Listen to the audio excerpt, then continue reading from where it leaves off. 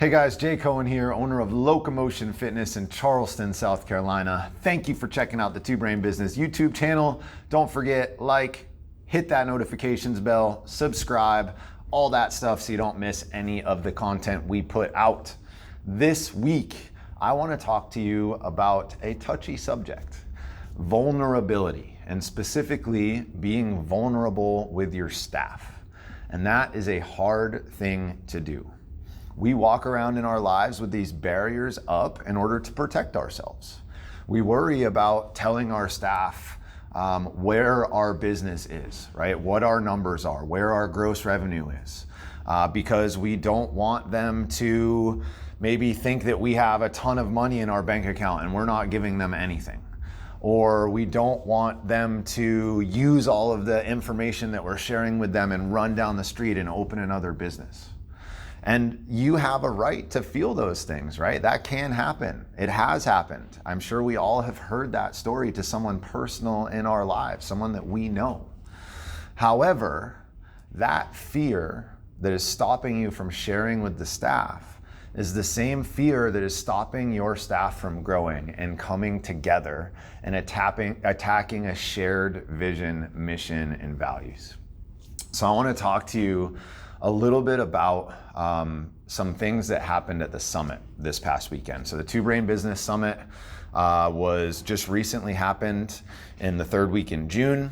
And there were a couple speakers there that spoke to the softer side of things. And it really prompted me to get vulnerable with my staff and to talk to them about how I personally am developing as a leader, so that I can come in and better serve them as their boss, so that they can come in and better serve our members, so that our business can grow and we can help more people together.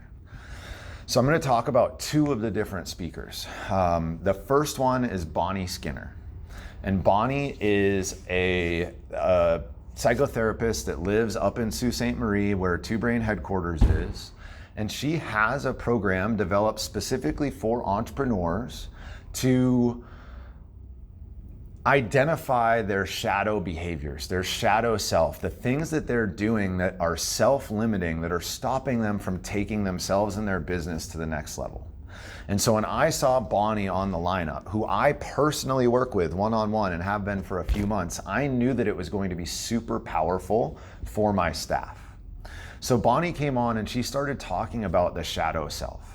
And she started talking about all the different ways that we can self-sabotage. And I decided at that moment that I was going to share with the staff how I was creating mayhem in my life and in their life, how I was dipping my hand in and taking us 5 steps back because I wasn't dealing with the things around me that were going to make me a better person, a better leader, a better example for my team. So I got really real and really raw, and I pulled up all the worksheets that I've worked through with Bonnie, and I told them where my head was and what my shadow beliefs were. And then I told them how I rewrote those stories, how I really thought about my values and my beliefs and the stories that I told myself, and I changed them so that they are more in line with the man and leader that I want to be, so that I can take my staff to the next level. And you know what happened after that? I just shut my mouth and I said, how does your shadow self show up? And by me going first, by me being vulnerable, we had an hour-long, one of the deepest conversations that I have ever heard, never mind in a workplace, about how we are all getting in our own way, and the things that we need to be aware of, and the stories that we're telling ourselves. And it was so impactful for each person there, not only to call out their own crap and their limits, like the ways that they were limiting themselves, but also to see that everyone on the team had those things. And the level of cohesion that brought about, the level of trust and compassion for one another, I could feel it in the room immediately. And it was a very powerful moment. Then another speaker, Lisa Nichols, who came in and told us a story essentially about resiliency. She used a Tonka truck that just kept dropping and getting beat up, but just kept on rolling, right? Just kept on working. And again, we all sat down and listened together. And we thought about how we were operating from a place in abundance in our lives and how we were operating from a place of lack in our lives.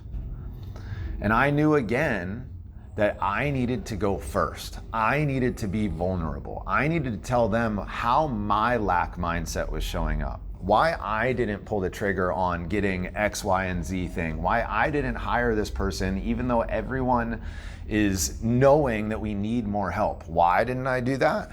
Because I didn't believe in myself and my ability to fill that person's schedule. I had a lack mindset. And when I showed them how I could go from that lack mindset to a mindset of abundance, a mindset of, yeah, we don't have enough now, but we'll have it when we need it. A mindset of, we'll figure it out when we need to figure it out, and we will always have what we need. I was able to, again, shut my mouth and ask the staff, where are you living from lack? What can we do together to be more abundant and bring more abundance into our lives and the lives of our members? And again, we had an incredible conversation that drove connection unlike just about anything I've ever seen. It all started with my ability to be vulnerable, which is a brand new thing, most definitely. It takes courage. It was hard for me to do that. But I know from Coop that it's the hard things that drive my business forward. It's my ability, my determination, my drive to do the things that other people won't, that's going to take me to the top 1% of the top 1% in this industry. And I told myself that, and then I got real with myself and got real with my staff because I knew that it was going to do something great for all of us. My intuition, my gut just told me that this was the way to go. And it did that. Today feels incredible. We were on the Monday morning following the summit, and the vibe in here is absolutely insane. The staff is communicative, close, tight. They're showing real care for our members. It's incredible what a little bit of openness from the top can do. Now, if you are someone who's closed off, who doesn't feel comfortable sharing what's going on, I'm not asking you to share these big emotional things. You don't have to share the stuff you were working on in therapy, right? That was a bold move, and I don't think it's probably the right place to start. But you can start to share some stuff in the business, right? Maybe it's some financial targets so that the team can get more cohesive and start to work together.